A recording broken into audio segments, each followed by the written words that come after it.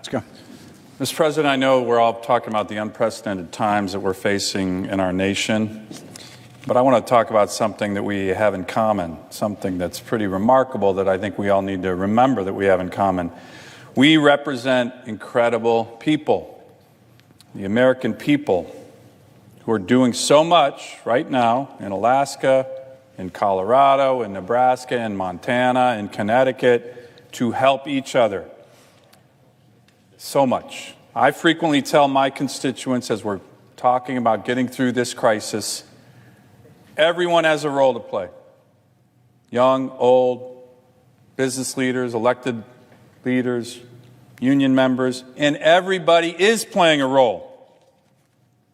So I am very proud of my constituents in Alaska, and I know that everybody in this body is proud of what their constituents are doing right now, the best of our nation. Right now. You know, we talk a lot about how we're teleworking.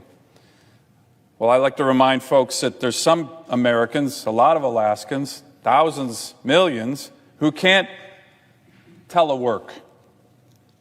Our healthcare professionals who are on the front lines, our first responders, our truck drivers, port workers, Alaskans who are stocking the grocery store shelves, picking up our refuse, parents who are teaching their children at home, local restaurants who are working day and night to continue to provide takeout food.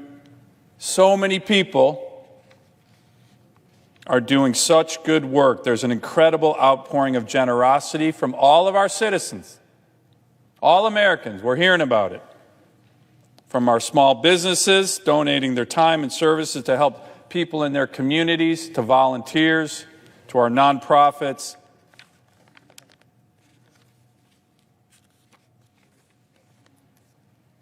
So, Mr. President, that's what Alaskans are doing, that's what Americans are doing around the country at this very moment, despite this enormous adversity and challenges that we're facing.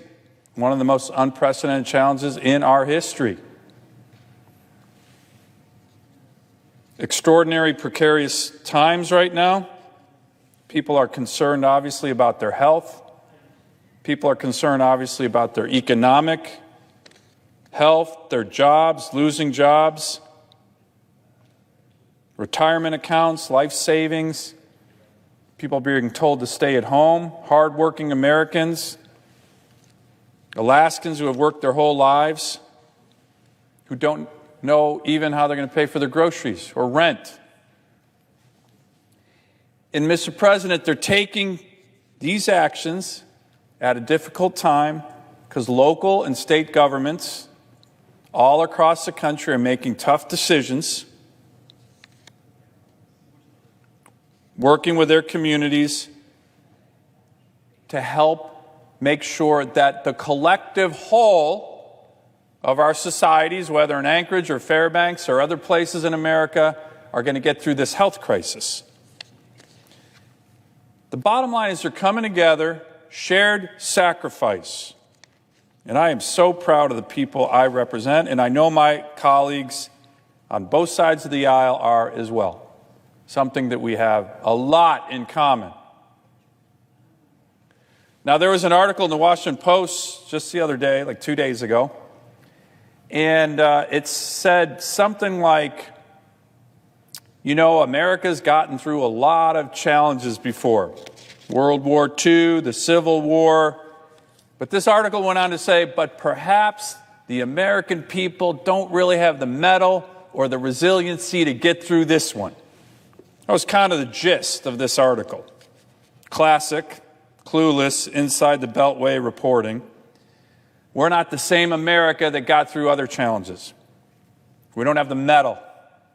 Well, I would suggest these Washington Post reporters need to get out of D.C. Maybe they should come to Alaska. Maybe they should come somewhere else in America. Come to my state. I guarantee you we have the mettle, Mr. President, Alaskans and other great Americans, to get through this crisis. I always say my constituents are some of the most resilient people in the world. Let me just give you a couple examples. Our Alaska Native communities have been thriving for thousands of years in some of the harshest conditions anywhere on the planet. We are a state full of the ancestors of rugged pioneers who came to Alaska looking for promise and stayed to build a great state. In my state, we've had extreme challenges before throughout our history. Earthquakes have flattened our buildings. Tsunamis have wiped out cities. Floods have swept away our homes, entire communities. Wildfires have singed our cities. Volcanic eruptions have dimmed the sun. The price of oil and the markets have dropped before, like we're seeing now.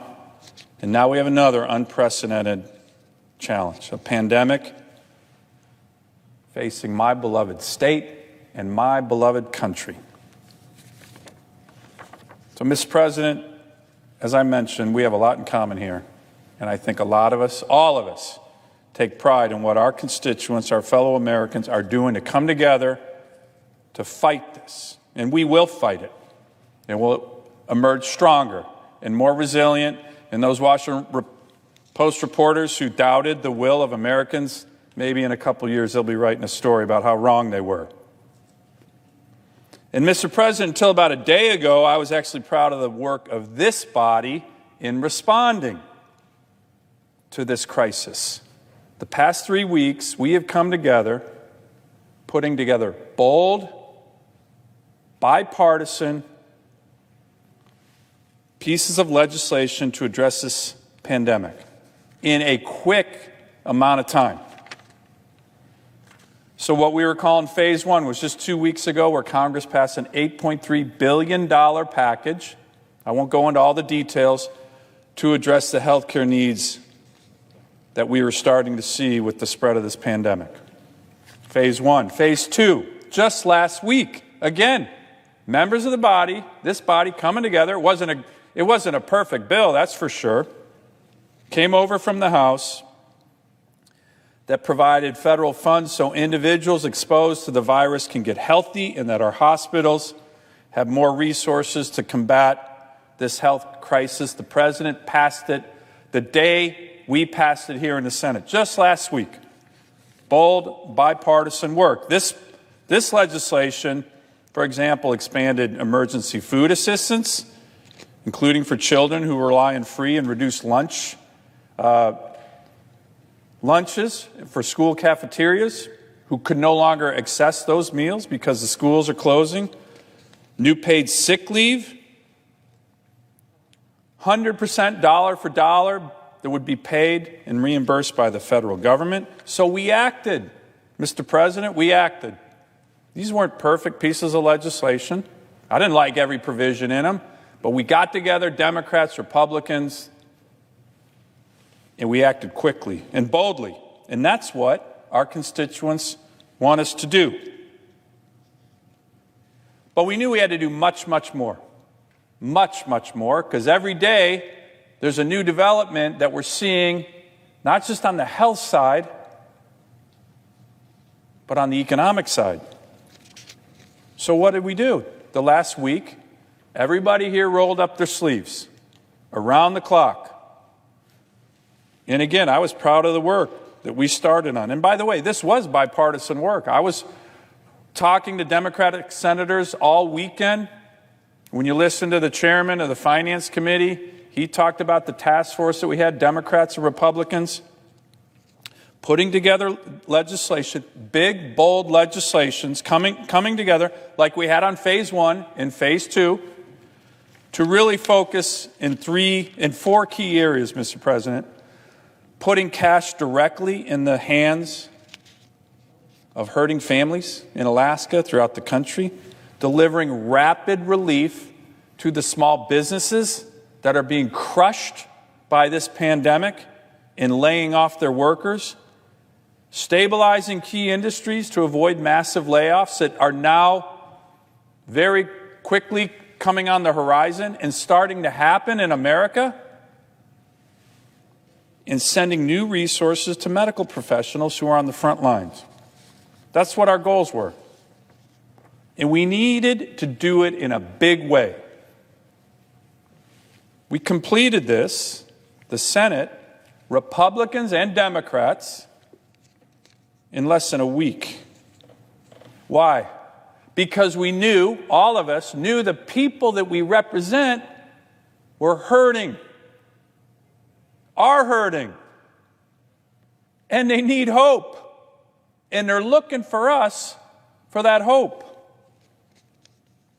Again, wasn't perfect. This bill isn't perfect, but it's pretty remarkable work to do in less than a week. And this bill represents a huge and massive effort to help the people we represent. Now, a lot of my colleagues have been coming down on the floor talking about what this bill will do for the people we represent. I'm not going to go into all the details, but let me just name a few, because some of them were ideas from our Democratic colleagues. Some of them where we had certain amounts in the bill, they came and said, no, we want more. Okay. All right, we worked with you, just like we did on phase 1 and phase 2. So I'll just mention a few. I've been talking to a lot of the elected leaders throughout my state, making a lot of calls. What do you need? What's happening? How can we help? I had a phone call just a few days ago with the mayor of Anchorage. That's my hometown.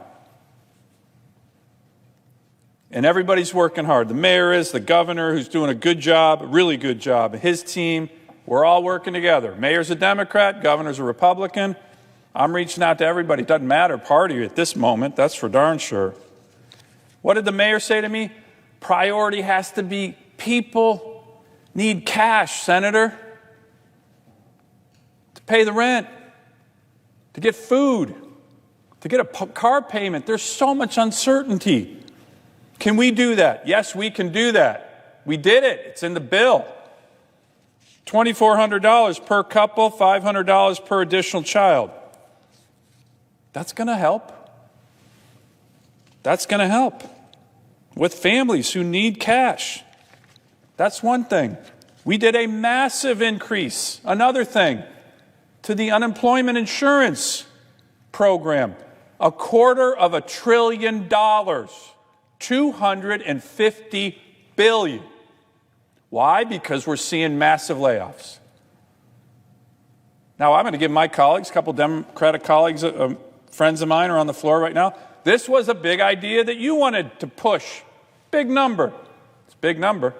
$250 billion. This is going to significantly expand the number of individuals who are eligible to receive benefits.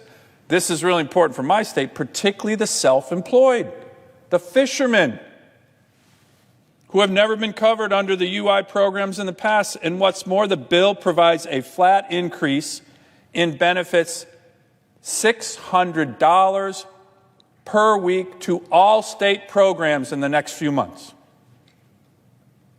So workers who are forced onto unemployment, which unfortunately we're seeing hundreds of thousands across the country, have the financial security to pay their bills and stay afloat. So this is another big element of this bill. Let me provide one more. I think one of the most important. And I think there's really strong bipartisan agreement on this one. I know it, because I talk to my friends who are Democrats.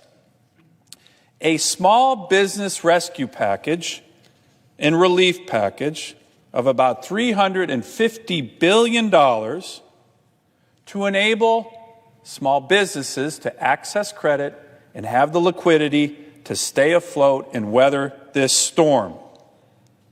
Not creating a new bureaucracy, but an expansion of the Small Business Administration 7A loan program so you can do it through local banks in your state. The idea here, Mr. President, is to make sure the worker and the employers of our small businesses stay connected.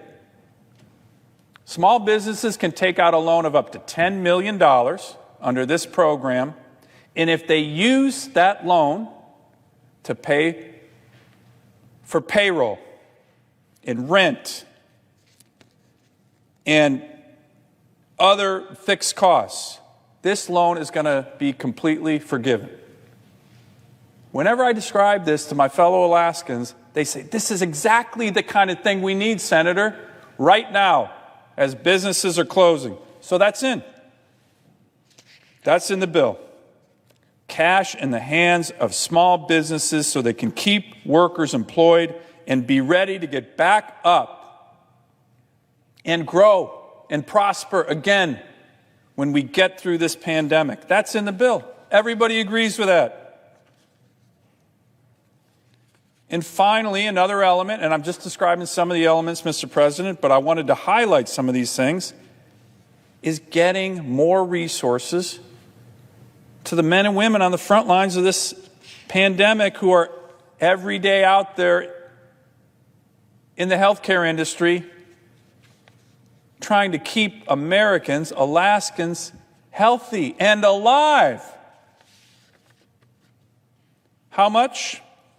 There's a lot in it, but the number's $100 billion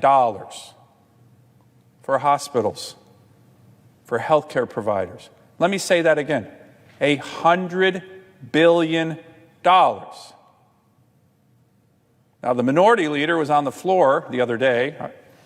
I was kind of stunned when he said something along the lines of, this partisan bill, by the way, it's not partisan, okay? This was written by Republicans, Democrats. A lot of these ideas are from both sides. Doesn't do anything to help hospitals. We need a Marshall Plan to help them. Well, I think $100 billion is a pretty good start. That's in the bill.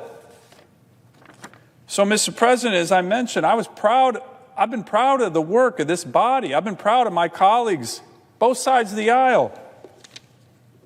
No one's got wisdom on how to fix all this. No one knows what's coming in the future. But I think all of us know that we need to act, and we need to act boldly, and we need to act in a bipartisan way. And we did it. We did it. Again, in less than a week. It's not a perfect bill, that's for sure, but it's going to provide help to my fellow Alaskans, to Americans. It's massive, it's bold, it's bipartisan, it's timely. And as of yesterday, I thought we were going to go another bill out to the American people quickly. Hope. That's what they need. Yes, the Senate's working. And then for whatever reason, and I'm not going to point fingers, the wheels started to come off on this one, the one that we really need. And the bill has been filibustered. That means we can't even get on the floor to debate it. Can't start debating it. Now, look, I've been listening to my colleagues, both sides of the aisle. There's been a lot of anger on this floor, a lot of back and forth. My good friend from Nebraska just talked about this idea that somehow my colleagues on the other side filibustered this bill that the Senate has been working on to make room for Speaker Pelosi's bill. I really, really, really hope that's not true. I really hope that's not true. I don't think there's one member of this body, Republican or Democrat, who could defend that, what Senator Sass just read on the floor. And then there started to be talk about, well, the bill that we had that we're focused on is all about bailouts. That's a charged term, Mr. President, as you know. But you could talk about the 2008-2009 TARP bill. I wasn't a member of the Senate then, during the financial crisis, as a bailout. I think that's a good description. Why was that a bailout? Because you had people on Wall Street taking risky actions that eventually cratered the financial system. By the way, they made a ton of money doing it. Cratered the economy. And then they had to be bailed out because the banks were going to go under and it was going to ruin the U.S. economy. That's a bailout. That's a classic bailout. But, Mr. President, what we're seeing right now is much more like a natural disaster, much more like a war. There's no one to be blamed right now. The airlines shouldn't be blamed for what's happening right now? This is a pandemic. So this term being thrown around, oh, it's a bailout. What we're trying to do is help the American worker, help the American family. It's not a perfect bill, but we are dealing with a natural disaster. Something came over from overseas onto our shores, and we're now all trying to deal with it. Mr. President, I'm going to conclude by saying I'm on this side of the aisle. I'm a Republican with principled views on certain issues. I certainly have strong views about protecting my state. But I've also tried to work throughout my time in the Senate with my colleagues on both sides. Some of my closest friends are my Democratic friends, and I'm proud of that work. That's how you get things done in this body. Some I've been working with all weekend. This issue should not be about partisan politics. So my point was not to come down here on the floor and make this a partisan speech. We are facing one of the most unprecedented challenges in the history of the United States of America. We certainly need to move beyond politics. And if you looked at what was going on in the Senate until yesterday, that's exactly what we've been doing for the past 3 weeks. Are there areas of compromise in this bill that hopefully can unlock things? Sure. 2 that I've been working on and supporting, again, with my Democratic colleagues, pressing my colleagues on. Could we have more transparency on this federal facility program? Sure. Absolutely, I would be very supportive of this. Are there ways to help shore up distressed pensions for the great working men and women who build things in America? Yes. But, Mr. President, we're running out of time. We are running out of time. We need to pass this bill now. And why do we need to pass this bill now? Because it's going to help the people we represent. It's going to help people in Connecticut and Virginia and Colorado and Montana and Alaska. And they need hope. They need hope right now. And again, this bill isn't perfect, but it's got a lot of hope. And once we pass it, then all of us are going to need to do the hard work to making sure that the implementation of this bill goes as effective and smoothly as possible. And then when we see mistakes in it, which there will be, we need to come back here and act to correct those. That's what we need to do. These are exceptional times for our country, Mr. President. We had an influenza outbreak in 1918 that ravaged the world, and it particularly ravaged my state. As Senator Murkowski said earlier today, one of the things that's got a lot of us troubled in Alaska was 100 years ago when the influenza came through, it did finally get to some of our Alaska Native villages. I have over 200 communities not connected by roads with very limited healthcare facilities. And during the Spanish influenza, many of these communities were completely wiped out. Scary time. Scary time. But we're going to get through it. We're going to get through it stronger, more resilient, and the way we're going to do it is if we're all working together, which we had been until about 24 hours ago. So I think the provisions outlined in this bill, while not perfect, are what the American people are looking for. They can help minimize the damage done by this pandemic, and I certainly hope that we come together the way we have been for the last 3 weeks in a bipartisan way to get this voted on, passed as quickly as possible, because every hour delay imperils the incredible American people that we represent.